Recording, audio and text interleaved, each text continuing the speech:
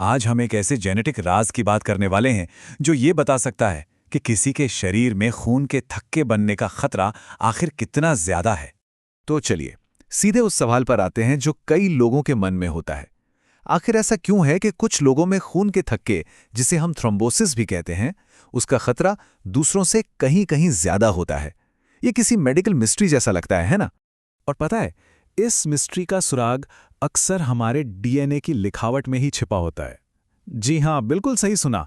हमारे genetic code में सिर्फ एक अक्षर का बदलाव इस पूरे के पूरे खेल को बदल सकता है। तो फिर चलिए इसी छिपे हुए जेनेटिक खतरे को जरा करीब से जानते हैं। इसका नाम है फैक्टर वी लाइडेन।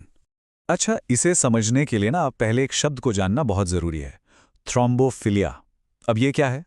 ये एक ऐसी मेडिकल कंडीशन है जिसमें खून नॉर्मल से ज्यादा थक्के बनाने लगता है, जो कि जाहिर है खतरनाक हो सकता है।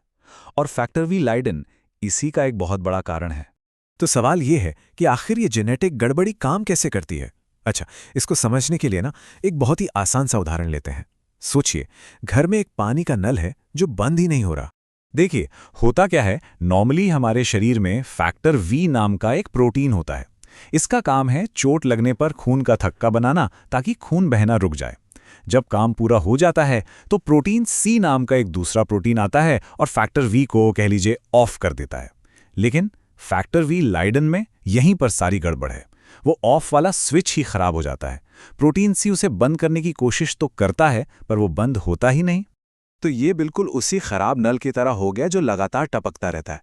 शरीर में थक्का बनाने की प्रक्रिया जरूरत से ज्यादा देर तक चलती रहती है और शरीर एक हाइपर कोएगुलेबल स्टेट में चला जाता है। मतलब वो हर वक्त क्लॉट बनाने के लिए तैयार बैठा है, जो बिल्कुल भी ठीक नहीं है। तो ठीक है, नल टपक रहा है, ये तो समझ आ गया। पर सवाल ये है कि वो टपक क्यों रहा है। इसका पता लगाने के लिए हमें पाइपलाइन के अंदर झांकना होगा, यानी हमारे डीएनए के अंदर। और यहीं से शुरू होती है असली साइंस की जासूसी। ये जो टेस्ट है ना, ये हमारे डीएनए में एक बहुत ही छोटी सी गड़बड़ी को पकड़ता है। इसे ऐसे समझिए जैसे जैसे हमारे डीएनए की किताब में एक टाइपिंग मिस्टेक हो गई हो। हजारों लाखों अक्षरों में से सिर्फ एक अक्षर का बदल जाना। साइंटिस्ट इसी को एसएनपी कहते हैं, और इस केस में वो G1691A नाम की एक खास गलती को ढूंढ रहे होते हैं। अब ये पता लगाने की प्रक्रिया 4 आसान स्टेप्स में होती है। सबसे पहले खून के सैंपल से डीएनए बाहर निकाला जाता है। फिर दूसरा स्टेप, इसमें जासूसों की तरह खास प्रोब्स डाले जाते हैं। इनको समझिए, ये मॉलिक्यूलर जासूस हैं जिन्हें सिर्फ 2 चीजें पहचाननी आती हैं, या तो नॉर्मल डीएनए या फिर वो गड़बड़ी वाला डीएनए। तीसरा, पीसीआर मशीन उस डीएनए की लाखों करोड़ों कॉपियां बनाती है ताकि वो आसानी से दिख सके। और आखिर में अगर वो गड़बड़ी वाला डीएनए वहां मौजूद है तो वो जासूस प्रोब उससे चिपककर एक रोशनी पैदा करता है, जिसे मशीन पकड़ लेती है। बस पता चल जाता है कि म्यूटेशन है या नहीं। ठीक है, तो जासूसी हो गई, रिपोर्ट भी आ गई, पर अब सवाल यह है कि इन नतीजों का मतलब क्या है। चलिए इन्हें डीकोड करते हैं। मोटे तौर पर देखें तो 3 तरह के नतीजे हो सकते हैं। पहला, नॉर्मल, इसका मतलब है सब कुछ ठीक है। दूसरा है हेटेरोजाइगस। इसे ऐसे समझिए कि हर जीन की हमें अपने माता पिता से एक एक कॉपी मिलती है। तो अगर एक कॉपी में गड़बड़ी है और एक सही है तो वो व्यक्ति हेटेरोजाइगस कहलाता है। इसमें क्लॉटिंग का खतरा 3 से 8 गुना बढ़ जाता है। और तीसरा, होमोजाइगस। इसका मतलब है कि माता पिता से मिली दोनों कॉपियों में वही गड़बड़ी है और इससे खतरा बहुत ज्यादा, मतलब 50 से 80 गुना तक बढ़ सकता है। अब जरा इस चार्ट को देखिए, ये फर्क साफ दिखता है। जो पहला बार है वो हेटेरोजाइगस का रिस्क दिखा रहा है, लगभग 8 गुना ज्यादा। लेकिन अब दूसरे बार को देखिए, होमोजाइगस होने पर यह रिस्क सीधे 80 गुना तक उछल जाता है।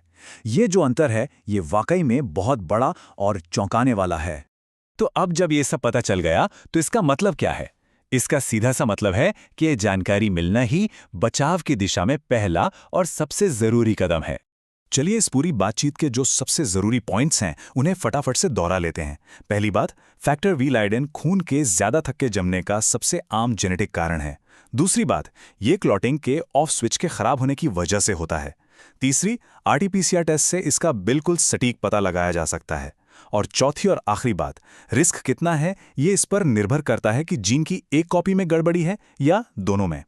और हाँ, एक सबसे जरूरी बात, हमेशा याद रखें, एक लैब रिपोर्ट सिर्फ एक जानकारी होती है, वो पूरी बीमारी का डायग्नोसिस नहीं होती।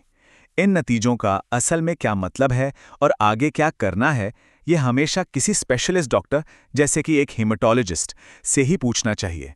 सेल्फ डायग्नोसिस बिल्कुल नहीं। तो आखिर में बस एक सवाल बचता है, अपने जेनेटिक ब्लूप्रिंट को जानना हमारे भविष्य को कैसे बदल सकता है। देखिए, ये जानकारी हमें अपने शरीर को बेहतर ढंग से समझने की और हेल्थ को लेकर सही समय पर सही फैसले लेने की ताकत देती है। सवाल ये नहीं है कि हमारे जेनेटिक्स में क्या लिखा है, असली सवाल तो ये है कि उस जानकारी का इस्तेमाल करके हम अपने स्वास्थ्य की कहानी को खुद कैसे लिख सकते हैं।